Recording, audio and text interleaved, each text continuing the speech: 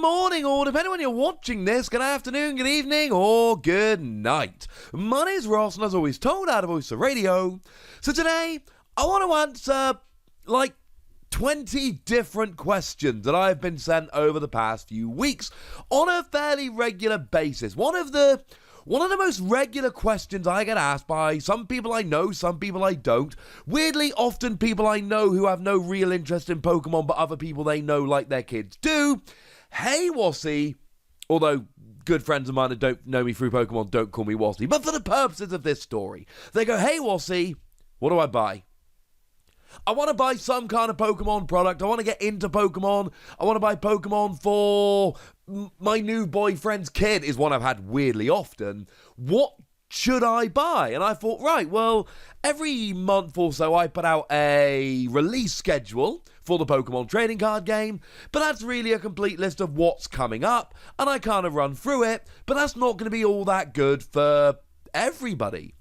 So I thought I would answer all of those questions, and I'd split into a bunch of categories. And I think the categories I've got are collectors, learning to play, new players, experienced players, kids, and a special WOSSY pick at the end. Though long-time viewers will know what the WOSSY pick is going to be. And I'm going to give you some advice as to which Pokemon products you should be picking up.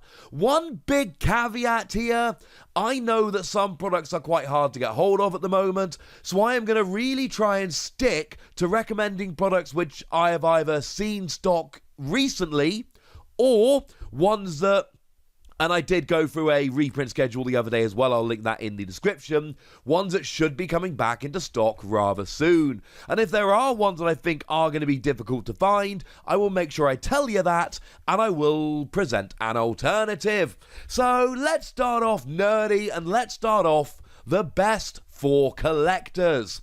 And I think that is the Elite Trainer Box Plus, though I've got a couple of others I'll get to in a moment. Now, I am not intending this as an investment guide. That is not the point of what I'm going for here.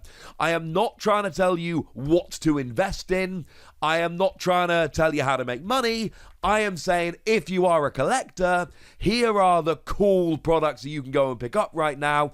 And these Elite Trainer Box Pluses are brilliant. Now, there is also an ultra premium collection, which is basically both of these in one, which is awesome, but that one did sell out very quickly, and I'm not hearing rumours of reprints, so that one might be very difficult to get hold of. But I do think if you are a collector and you want to go and buy a cool premium product, the Elite Trainer Box Plus is absolutely what you should be going for. Now, there are Zacian and Zamazenta flavours, and you get a whole bunch of cool stuff in here. Firstly, you actually get free packs of the first 4 sets. So you get 3 packs of Sword and Shield, free Rebel Clash, free Darkness Ablaze, and free Vivid Voltage. So you get a really nice mixture of sets there. But you also get a gold Zacian or Zamazenta card, and they are going to be sought after promos in the future, I'm fairly sure of it, as well as sleeves, metal dice, a metal coin, and metal condition markers, plus an awesome series player's guide, don't know how I said that word like that, which is going to show you basically all of the Sword and Shield cards in the first year, which incidentally is the thing I most want from this product. Seriously, if you bought one of these and you've got a player's guide you want to get rid of nice and cheaply, hit me up on Twitter at the WOSSY, because those books are awesome. But anyway, this is a cool product, one you should be looking for. If you want to get something which isn't actually out yet, but is going to be coming out in the near future, might I suggest the Marnie Tournament Collection. Now, this actually went up for pre-order on Smith's just this morning. I did tweet out, and it was in stock at RRP to pre-order for, well, 3 hours after I sent the tweet, and I was not quick on sending the tweet. I pre-ordered one, could have pre-ordered more. I know a bunch of people who saw my tweet did. That was the very first initial wave of pre-orders. It is going to come around again. If you keep your eyes open, you should be able to find this. You get a bunch of booster packs and all kinds of other fun stuff, but you also get it looks like 3 copies of the autograph Marnie and confirmed a copy of the full art Marnie, which has to be the full art which Japan had in Shiny Star V. So this is actually really cool, just purely in terms of being able to get a bunch of packs, but also you get these Marnie promo cards, and if you are into collecting and you want a cool product to go and collect, this is going to be one that I would recommend very highly indeed.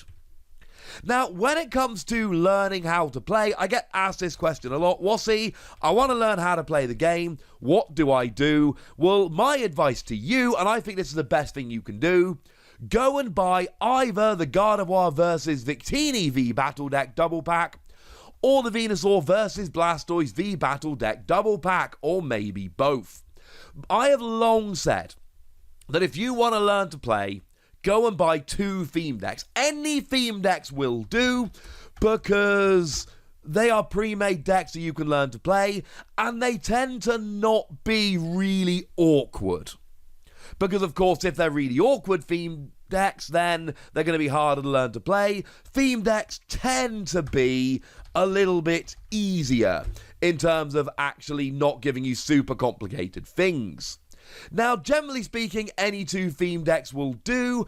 I would try and stay away from weakness. So, for instance, Vivid Voltage, you can either buy Dreadnought or Charizard, and though Charizard is probably the better of them, Dreadnought hits Charizard for weakness, so it might end up being kind of annoying, although Charizard is quite a lot better than Dreadnought. And what you don't want are 2 theme decks where one always beats the other super easily. That's not going to be fun.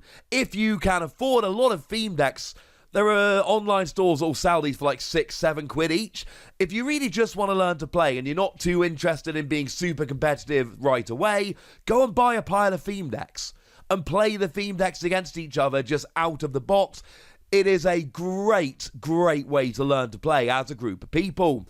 The reason I like the double packs are, firstly, you get a bunch of tournament level trainer cards, including some holos that can't be found elsewhere, but also those decks, the Gardevoir versus Victini, the Venusaur versus Blastoise, I have heard reports that they're kind of cool against each other, and weakness definitely isn't a factor between them, so I actually really like them.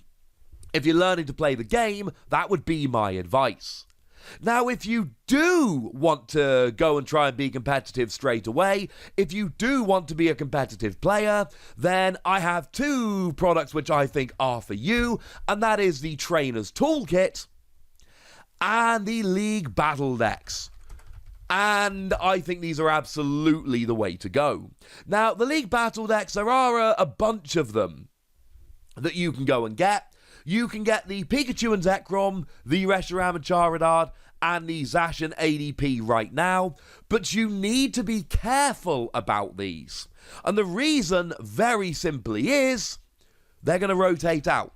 When we hit September the 10th, we are going to rotate to Sword and Shield on, so obviously, if you want to be a competitive player, you don't want to go and stock up on cards that are about to rotate out. Zacian will survive from the League Battle Deck, as will a bunch of the staple cards, so that one isn't a complete write-off, but ADP and a bunch of the cards in it will. The Pikachu and Zekrom, Reshiram and Charizard will pretty much entirely rotate out, so I wouldn't recommend them for newer players. Of course, one that is coming out very soon, or just came out at the end of last week, is the Inteleon V Max League Battle Deck. Although it's not quite on the same level of awesomeness as the others, it is completely safe post-rotation when we hit the rotation in September, and it is filled with staple cards, so that is one that I would recommend very highly. Similarly, the Trainer's Toolkit, now the red version has been out for a little while, but again, I don't think this is a great idea because the Trainer's Toolkit is about to rotate out. Well, not all of them, but some of the staple cards in there and the 2 copies of Dedenne GX, it's an alternate art, it's a really cool one, they are rotating out. But the blue Trainer's Toolkit is coming out later this year, and that is, first of all, going to have 2 alternate arts of Crobat, which is going to be in basically every deck post-rotation. And although we don't know for a fact, it is very fair to assume, based on the set list for similar products, Pokemon have been really conscious of this, it is very safe to assume that post-rotation, this is going to be pretty gosh darn safe. So this is one that I would very highly recommend. And honestly, going to buy the Zacian or Inteleon League Battle deck plus the Trainer's Toolkit is probably going to put you at the stage where you can buy a few singles and literally be tournament ready. So if you want to be really competitive, go for that. If you want to just play with some of your mates around your house and get into it nice and slowly, just go buy a pile of theme decks and just play them out the box against each other, because there is such a thing as a theme deck format. You can play it on the official online client, PTCGO, and that is another thing. The theme decks all come with an online code, so you can play it online, and you can literally just play the theme deck format on the official program, which is a really cheap way to play a lot of Pokemon online against other people. If you don't have a whole bunch of people to play with, etc., because the theme deck format only lets you play theme decks, which means that you could buy a couple of theme decks for like £6-7 online and just go play a whole bunch of theme deck format on PTCGO. So even when you don't have friends around to play with, that is a great way to get into the game. And to be clear, when I have friends or people get in touch with me that want to start playing casually, that is what I always suggest to them. Buy a bunch of theme decks, play with whoever's around you, and play those theme decks online. And to be fair, if you're playing online, you can get away with just one theme deck, although a bit of variety is always nice. Now, if you are an experienced player, just buy singles. And to be honest, if you're an experienced player, you probably already know this and don't need this advice. If you are an experienced player, go and buy singles. And when I'm buying decks, when Vivid Voltage comes out, I go and buy 4 Donphan. Why do I go and buy 4 Donphan? Because I am going to try and make Donphan work. Is it going to work? Early testing isn't looking great, if I'm honest with you, but I remain resolute. If you're an experienced player, you probably know you should be going and buying singles. That's fairly important. Obviously, booster boxes are always a fun one. You get to crack a lot of packs. But for instance, I have before gone to make a deck and gone, oh, I want this card. Hey, I bought a box of the set and found it was a stadium card at one point. It was Shrine of Punishment. That's right. I was making a deck and I wanted Shrine of Punishment, and I thought, right, well, I bought a box of the set that Shrine of Punishment was in. Celestial Storm, for what it's worth. I must have a couple copies of them around somewhere. But no, I opened an entire box and got 0 copies of that stadium. So, as a long-time nerdy player myself, I do like buying booster boxes. Cracking booster boxes is fun. Although you can see from the channel, it's been a while since I cracked a Pokemon booster box, which is definitely very sad. They ain't cheap. So, if you are an experienced player, you probably know by now singles and maybe booster boxes if you're into it. But if you're buying booster boxes, generally you need to be prepared to potentially buy more than one and trade from them and things of that nature. Now, if you're buying as presents for kids, I have long been a proponent of buying the collector's chests. I think the collector's chests are wonderful. Now, for me personally, no, I'm not a huge fan. But if you're buying for kids, the collector's chests are absolutely brilliant. Because essentially what they give you is, you get some packs, and you get some promo cards, and you generally tend to get stickers, and pencils, and you just get them all in a big metal box, which is blatantly going to end up being their lunchbox at school. So, as far as I'm concerned, I think Pokemon Collector's Chest for Kids is absolutely brilliant. It's one that I would recommend very, very highly indeed. Now, if you don't want to go for them, or it's too expensive, or whatever, then I think probably your next best option is just the random Pokemon V boxes, like for instance the Galarian Rapidash box that just launched. These tend to come with 4 booster packs and a promo and a jumbo of the same promo. Now, what is really cool about these is that it guarantees a Pokemon V, And generally kids love having the guaranteed Pokemon V. It makes them rather happy.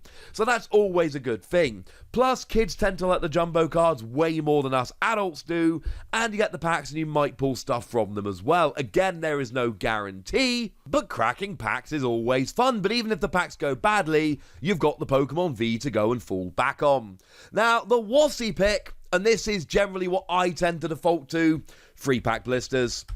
And like I say, long-time fans of the channel will know I've got a bit of a thing going with free pack blisters. I love free pack blisters. I am absolutely convinced that free pack blisters always have one hit, and that gives a really good ratio. I could be wrong, but the last free pack blister I opened had, I think, 2 Pokemon V in free packs or something stupid. I love them. I absolutely love them. Now, Vivid Voltage, they had the cool Sobble promo. I am holding fire for Chilling Reign, where I intend to buy a bunch of the Snorlax. Just gotta love Snorlax. I'm afraid there's nothing more complicated than that. So these are very, very cool, and I'm convinced they are better pulls. Maybe they do, maybe they don't. I'm standing by my prediction here. Obviously, all this is just advice, right? Go and buy whatever you want. But I get an awful lot of questions from people on a fairly regular basis. I want to learn how to play, what should I do? I want to start playing competitively, what should I do? I want to buy a product for my niece and I don't know what to buy them, what should I do? Things of that nature, and I thought, right, well, I do a release schedule every month and I call that a buyer's guide, and to be fair, that kind of is. But I thought, do a proper buyer's guide, sit down and give a bunch of advice. Hopefully, this has set you guys off on the path to know what you want to be going to get.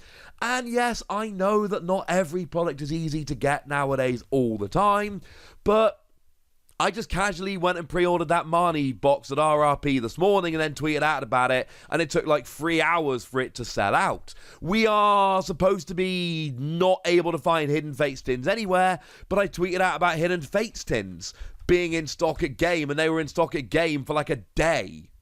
And again, they're not supposed to be in stock, but clearly, ladies and gentlemen, clearly they are. But now it's over to you guys. If you've got any hints and tips, drop them down below. Tell me what the best products are, and of course, tell me which type of player or collector or person you would recommend them for. Go nuts in the comment section, but be nice. And then make sure you like this video, subscribe to this channel, follow me on Twitter at the WOSSY, and Twitch for some live action at twitch.tv/PTCG Radio. If you want to support the channel, get some bonus podcasts and all that good stuff, head on over to patreon.com/PTCG Radio, where you can do exactly that. But by far the most important thing is always, look after yourselves till next time, would ya? Thank you very much for watching. My name's Ross, and you've been watching PTCG Radio.